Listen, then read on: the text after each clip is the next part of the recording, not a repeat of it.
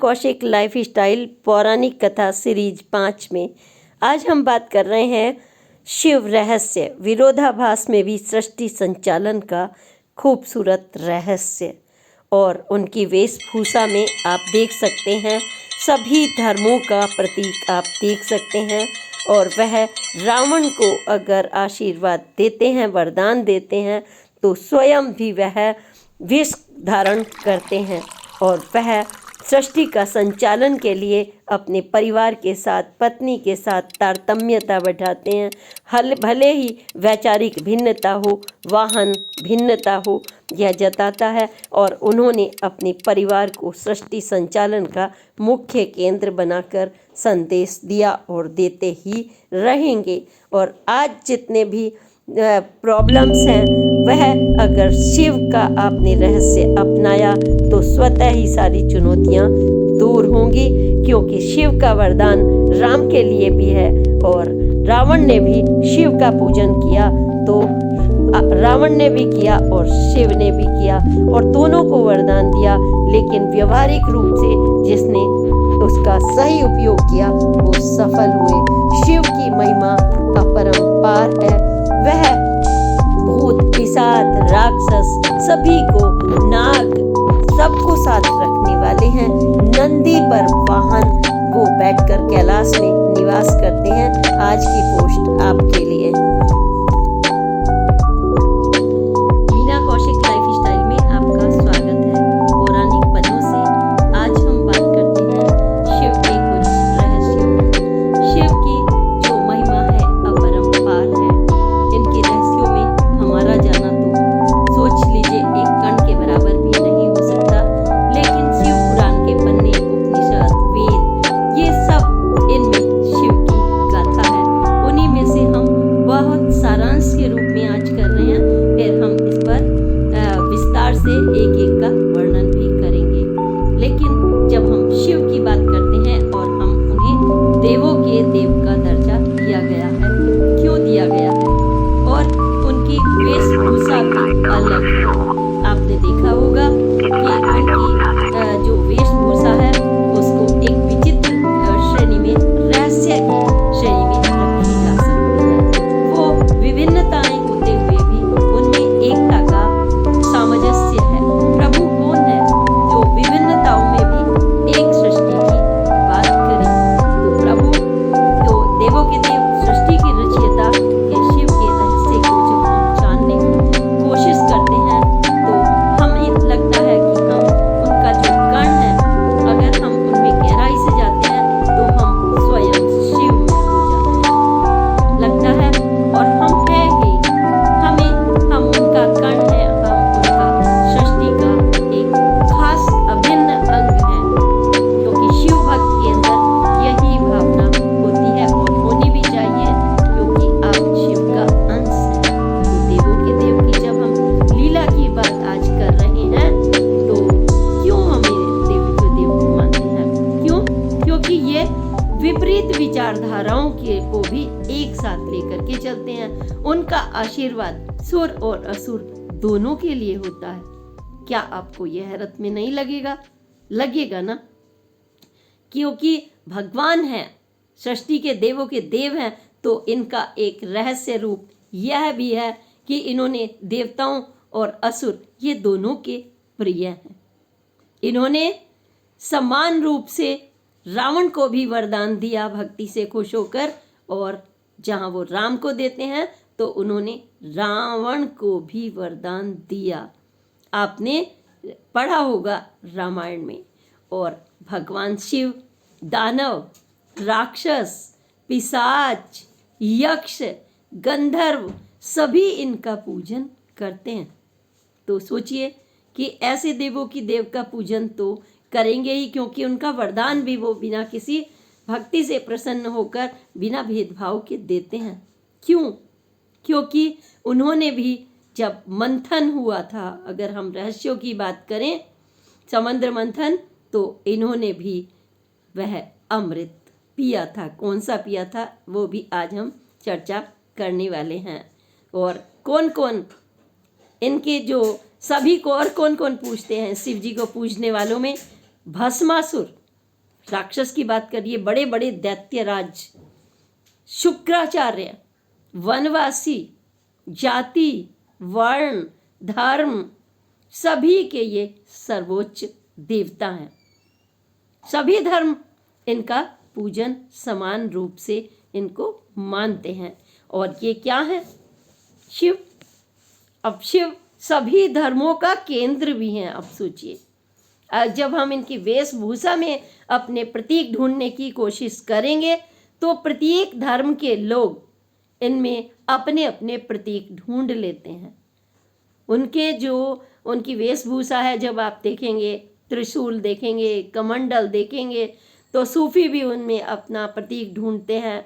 और कौन कौन ढूंढते हैं, एक दो नाम अगर मैं कुछ गिनाऊं तो मुशरिफ, यजीदी, शबीइन, सूबी, सूफी, इब्राहिम, ये सब इनमें धर्मों में जो है इनकी छाप स्पष्ट रूप से शिव की छाप दिखाई पड़ती है। आप देख सकते हैं उन छापों में। शिव के शिष्यों की अगर हम बात करें तो इनकी जो गुरु और शिष्य परंपरा है वो भी शिव से ही प्रारंभ हुई है। इन्हें तो आदि देवता भी कहा गया है ना। तो जाति हो, धर्म हो, ये आदि देवता भी हैं, सृष्टि के भी हैं। इनके अगर हम शिष्यों में बात करें तो शैव, सिद्ध, नाथ, दिगंबर, सूफी संप्रदाय इन्हीं के ही माने जाते हैं। इन्हीं की परंपरा से इनकी शुरुआत हुई है। आज हम इसलिए बात कर रहे हैं कि कई बार जो देखा जाता है ये धर्म है, वो धर्म है, मारा मारी है, छोटे छोटे स्वार्थों में हम लड़े और मरे जाते हैं। परिवारों में एकता नहीं है, एक ही परिवार में अलग अलग। ये सोच लीजिए कि एक इस दिशा में जाएगा तो दूसरा उल्टी दिशा में जाएगा। पति पत्नी के झगड़ों में यही हो रहा है। जो दाम्पत्य जीवन 7 जन्मों का होता है उसमें भी आप देख रहे होंगे बड़ी बड़ी खबरें बन रही हैं। शादी हुई किसी नाई के जरिए नहीं हुई, ब्राह्मण के जरिए नहीं हुई, सोशल मीडिया पर देखकर शादी हो जाती है। कितना बड़ा आज मुद्दा आप देख रहे हैं। वैवाहिक बंधन में बंधने वाला कितनी उल्टी दिशा में जा रहे हैं रिश्ते कि एक को सुसाइड करना पड़ जाता है, दूसरा उसको नोटों के कमाने की मशीन मानता है, या उनकी जो भी चैलेंजेस हैं विपरीत दिशाओं में भाग रहे हैं। जबकि शिव और शक्ति विपरीत वैचारिक जो परिवार है उनका अलग अलग उनकी विचारधारा है, फिर भी वो एक दिखाई देते हैं। कैसे कैसे आज ये सब भी हम थोड़ी थोड़ी सी चर्चा कर रहे हैं। पर हम बात करें अगर इनके प्रमुख गुरुओं की और शिष्य परंपरा की तो इनके देखे जा सकते हैं गुरु परंपरा में शुक्र। ये सोच लीजिए, शुक्र ग्रह, बृहस्पति, प्राचेशु मणि, विशालाक्ष, सहस्त्रार्ष, महेंद्रु, भरद्वाज और 8वें भी हैं इनके। कौन है? गौरसिरास मुनि, ये भी माने गए। और पार्षदों की अगर बात करें तो आज तो पार्षद चलते ही हैं। उस जमाने में भी भगवान शिव के जो पार्षद अगर आप कहें तो रावण उनके पार्षद, नंदी, भृंगी, चंड, जिनका उनकी आरती में आपको पूरा वर्णन मिलता है। ये रहस्यमय चरित्र इसलिए है कि वो सबको लेकर के चलते हैं, ब्रह्मांड के स्वामी। इनकी शिव पंचायत में कौन बैठते हैं? क्यों ना हो जो सबको लेकर के चलेंगे। सूर्य उनकी पंचायत के प्रमुख सदस्य, गणपति, देवी और भगवान विष्णु और स्वयं रुद्र, ये इनकी पंचायत के महत्वपूर्ण। तो ये वैचारिक भिन्नता की जब हम बात करते हैं, लेकिन जब लक्ष्य सबका एक होता है तो हमें एक होना चाहिए। और वो परिवार के लिए जीवन जीने का अगर सबसे बड़ा कोई उदाहरण है तो वो है भगवान शिव। वो जीवन शैली बताते हैं, क्योंकि केंद्र बिंदु अगर कोई है सृष्टि का तो शिवलिंग है, और शिवलिंग के साथ ही परिवार। तो जब हम शिवलिंग की पूजा करते हैं, आपने देखा होगा, तो शिवलिंग के बीच में वो स्वयं है और एक तरफ दाहिनी ओर गणेश जी और उनके ठीक सामने कार्तिक जी, और बीच में जो जलाधारी है वहाँ मिलती हैं उनकी पुत्री जो सुंदरी, और बीच में उनके ठीक नीचे मध्य में पार्वती। तभी आप जब जल चढ़ाते हैं तो पहले गणेश जी को चढ़ाते हैं, फिर कार्तिक जी को, दूसरे भाई को, और फिर सुंदरी को, फिर माता पार्वती को, तब आप शिव पर धीरे धीरे धीरे धीरे जलाधारी डालते हैं। यानी कि श्रद्धा का प्रतीक शिव ने ये बताया है कि पहले परिवार, पुत्र, पुत्री, पत्नी, उनको वो महत्व देते हैं, तब मुझे पूजिए, तब आपकी बात सुनी जाएगी। ये परिवार का नियम है, क्योंकि जब भी कोई आए तो हमें उसके परिवार को एक साथ समग्रता के साथ लेकर चलना होता है, उनका सम्मान करना होता है बच्चों के साथ। और वैचारिक भिन्नता की बात करें तो ये नहीं है कि विचार अलग अलग नहीं होंगे, आज भी हैं। बच्चों के अलग हैं, बड़ों के अलग हैं। भिन्नता नहीं होगी तो जीवन का रस कैसे होगा। जैसे संगीत में अलग अलग हम रिद्म बनाते होते हुए भी कोई ताल लगाता है तो कोई शहनाई बजाता है तो कोई संगीत बजाता है।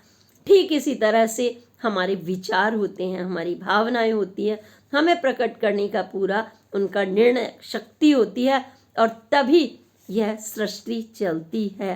तो अगर हम शिव की बात करें तो रहस्य एक के बाद एक कैसे निकलते हैं आप देखिए, कैसे आपको सोचने के लिए मजबूर करते हैं। जब हम जाकर पूजन कर रहे हैं तो ये नहीं है बस जल चढ़ाकर आ गए, आप कुछ लेकर आइए। उनसे जब जल चढ़ाने जा रहे हैं 40 दिनों तक जब लगातार आप शिवलिंग पर जल चढ़ाते हैं तो पूरा ज्ञान आपको मिल जाना चाहिए, वो आत्मविश्वास, वो शिव जी का एक संबल मिलता है, जो चाहे आपको मिलता है। क्यों? क्योंकि आप वहाँ की एक एक चीज़ों को धारण करना होता है। ये नहीं है कि आप लोटे के जल गिराया और आ गए। तो क्या है शिव का वाहन, कौन है? आपने देखा है ना, जहाँ वो द्वारपाल है तो शिव उनके जो उनका वाहन है वो नंदी है, यानी बैल है। और पार्वती का एकदम विरोधी, आप सोचिए देवी माता का वाहन क्या है? सिंह है। मतलब एक कितना कंट्रास्ट है दोनों में, कितना विरोधाभास है। यही तो रहस्य है कि एक दूसरे से विचाराएं अलग, वाहन भी अलग, फिर भी परिवार में कितनी एकता, कितनी एकता, जो सृष्टियों युगों युगों तक हम उनका पूजन करते रहेंगे। यही तो एकता की ताकत होती है। जिसने अपनी परिवार को महत्व दिया उसने सफलता भी ले ली, स्वास्थ्य भी ले लिया, और सुख और परिवार सब कुछ ले लिया। ये सब है। और हम बात करते हैं गणेश जी की और कार्तिकेय जी की। तो कार्तिकेय जी का वाहन क्या है आप सबको मालूम है, मयूर है।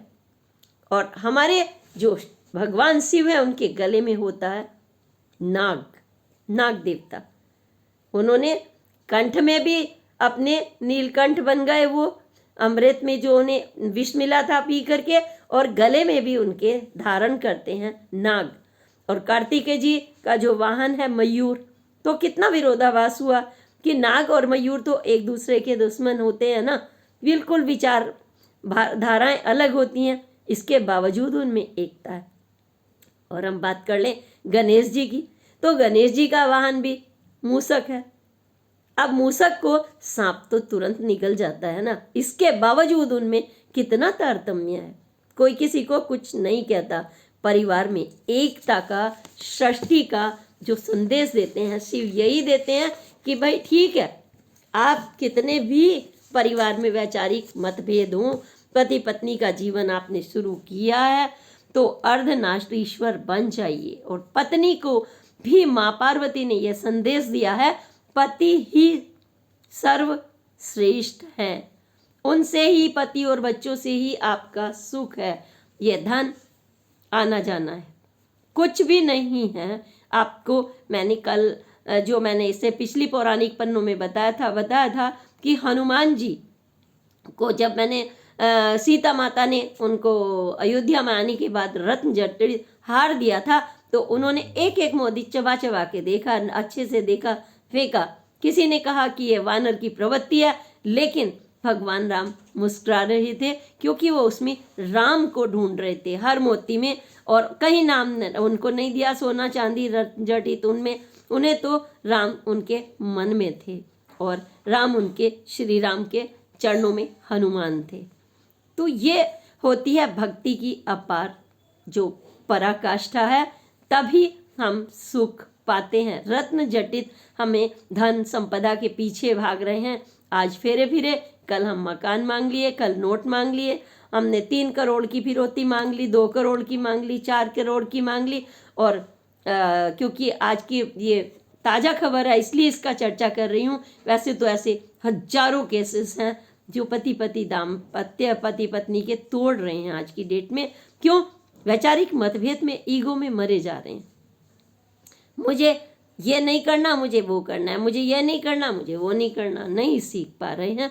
तो पौराणिक पन्ने मैंने यही इसीलिए शुरुआत की है कि लक्ष्मी माँ अन्नपूर्णा बनकर, सोच लीजिए, शिव को स्वयं खाना बनाती हैं विष्णु के लिए और पूरी सृष्टि को खिलाती हैं, और वो विष्णु जी के पैर दबाती हैं अपने पति की। और आज की पत्नी कहती है कोर्ट में जाकर, पुलिस में जाकर के, दूर से बैठ कर के खींच रहे हैं एक दूसरे को पति पत्नी, और जीवन को हम बना रहे हैं जीवन संग्राम। जो परिवार है वो सुख का केंद्र होता है, सृष्टि का केंद्र होता है, वंश वृद्धि का केंद्र होता है, स्वास्थ्य का केंद्र होता है, उसको हम क्या बना रहे हैं? हम अगर जरा सा भी शिव की पूजा करते हैं तो हमें इन चीज़ों पर देखना होगा। एक लोटा जल आपका क्या बताता है? आपकी भावनाओं को बताता है, आपकी घर की स्थिति को बताता है, वो कैसा है। और शिव का हाथ तभी पकड़ेंगे ना आप जिनके आप जैसा व्यवहार है, आप उनके अनुकूल चलना भी तो होता है ना। आपको जिस कंपनी में जाते हैं आप उसके अनुकूल चलते हैं, तभी आपका जीवन क्रम उसकी रोजी रोटी से जुड़ता है। आप उनके लिए काम करते हैं और वो आपको पे करते हैं उसी ढंग से, उनके सिद्धांत भी आप मानते हैं। तो ये हम प्रकृति के जब रहस्य में जा रहे हैं तो शिव का रहस्य हमें पग पग पर हमारा मार्गदर्शन करता है। और जब ये मार्गदर्शन अगर आप कहें कि सबको नहीं मिल पाता, तो ऐसा तो हो ही नहीं सकता। जिस दिन आपके घर में बच्चा पैदा हो गया तो आप भावनाएं आपके रूप में पैदा हुई हैं, पति पत्नी के रूप में आपने पूरा संपूर्ण परिवार बनाया है, फिर भी आपको लगता है तो आपके पास शिव ग्रंथों का खजाना है जिसमें सृष्टि के जीवन शैली का सब कुछ ज्ञान भरा पड़ा है। इकट्ठा नहीं पढ़ सकते, एक एक पन्ना तो पढ़ सकते हैं जीवन का, उसे जीवन में उतार तो सकते हैं। क्या है शिव जो ग्रंथ हैं, आपको नाम भी पता है, मुझे तो बताने की जरूरत नहीं। मैं सिर्फ इनको इस श्रृंखला में पिरो रही हूँ, थोड़ा थोड़ा प्रकरण, थोड़ा थोड़ा, क्योंकि इसका तो आदि और अंत नहीं है। शिव की महिमा का तो आदि अंत नहीं है, इतना है। उसको तो पिरोने वाले भी हजारों लाखों करोड़ों फेल हैं, सोच लीजिए। तो हम बात कर रहे हैं क्या है, क्या क्या है हमारे पास। उसमें हमारे पास शिव पुराण है, भैरव विज्ञान भैरव तंत्र है, वेद हैं, उपनिषद हैं, शिव संगीता है। इसमें शिव की शिक्षा और दीक्षा सब कुछ समाहित है। और तमाम हमारे जो आचार्य हैं और हमारे कथावाचक हैं, ये सब आपको ज्ञान धीरे धीरे देते ही रहते हैं, उपाय भी बताते हैं छोटे छोटे जीवन के, ताकि आप उन उपायों में जो हेल्दी एंटीबायोटिक है, तो वही हम विष्णु जी पसंद करते हैं, वही हम बच्चे को खिलाते हैं गर्म पानी में डाल करके। वही धनिया लक्ष्मी जी को प्रिय है, उनको सोना चांदी प्रिय नहीं है, उन्हें आपके लिए जो ज्ञान है वो सब कुछ उसमें समाहित। वही आपसे मूंग की दाल से, हरी मूंग की दाल गाय को खिला दीजिए, गणेश जी प्रसन्न होते हैं। दूर्वा चढ़ा दीजिए, वो प्रसन्न हो जाते हैं, जो शिव के पुत्र हैं, आपने देखा होगा।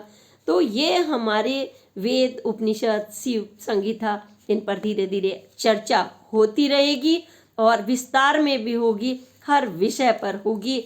और अगर हम शिवलिंग की बात जैसे मैंने की कि शिवलिंग में परिवार तो समाहित है ही आपका, और जो शिव क्या है, शिव एक संपूर्ण ऊर्जा शक्ति यानी विश्व की ऊर्जा शक्ति का जो केंद्र है वह लिंग है।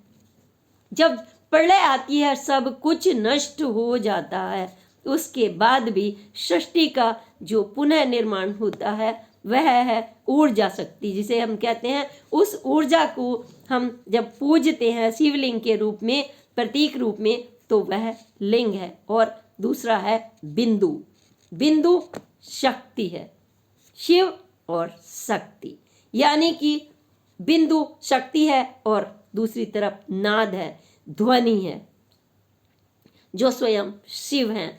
तो आपको शिवलिंग की पूजा करते हुए शिव के रहस्यों में एक एक करके जाएंगे तो आपका जीवन न सिर्फ सुगम होगा, न सिर्फ स्वास्थ्य उत्तम होगा, बल्कि आपका जीवन धन्य हो जाएगा। आप कितनी ही अपनी पीढ़ियों को धन्य कर पाएंगे, क्योंकि एक माँ, एक पिता, एक भाई, एक बहन जब आपस में मिलकर चलते हैं, वही बनता है आदर्श। शिव के जब आपने वरदान अगर राम को मिला है और रावण को मिला है, तो रावण को क्यों मिला? क्योंकि वो 16 विज्ञान के और शिक्षाओं के दाता थे और उन्होंने शिव जी का वो उपासक थे। उनके पास भी शक्ति थी धनुष तोड़ने की, लेकिन उसमें ये होता है कि हमें उसका प्रयोग कहाँ करना है। राम के पास अगर धनुष तोड़ने की शक्ति थी तो रावण के पास भी थी। एक के पास घमंड आ गया, एक ने सौम्यता से वर्ण किया सीता का। तो ये व्यवहारिक चीजें हैं। हमने शिव के कितने अवतार हुए हैं, शिव के कितने बच्चे हैं, जलंधर से लेकर के अभी आप चर्चा ज़्यादातर सुनते हैं कार्तिक जी और गणेश जी, लेकिन इनके अन्य बच्चों पुत्रियों से लेकर के हम तमाम धीरे धीरे इन पन्नों में उतरेंगे।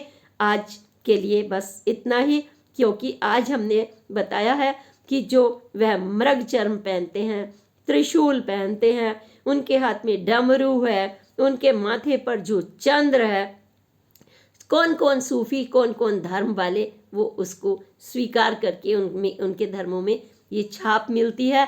जिसने शिव को मान लिया उसका जीवन धन्य हो गया। और शिव की महिमा एक ही शब्दों में कही जा सकती है कि अपरंपार है।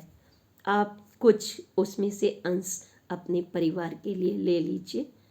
उसमें से ले लीजिए चंद्रमा की शीतलता जो स्वयं शिव धारण करते हैं, उसको अपने व्यवहार में लाइए। पति पत्नी, भाई बहन, प्रॉपर्टी के बंटवारे में कुछ नहीं मिलने वाला, ना भाई के ना पति पत्नी की ईगो में कुछ रखा है।